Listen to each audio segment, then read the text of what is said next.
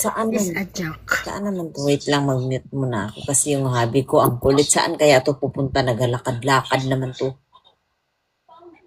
Baka maghanap ng ano, Saan ka ng pupunta, hanap. hobby? Baka maghahanap ka na naman ng iba. Ay, ang, ang dumi ng utak. Baka maghanap buhay. Iba talaga.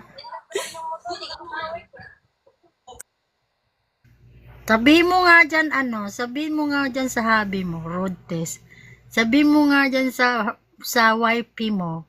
Siyempre, walang masyadong yung connection, di naghahanap ng wifi, meron ka ng wifi, o di wifi na naman hanapin mo. Aray, aray ko, makahiga nga para subukan natin kung paano ba mag-upload ng nakahiga. Kayo lang pa, ayan. Andito lang naman ako, gising na gising yung diwa ko.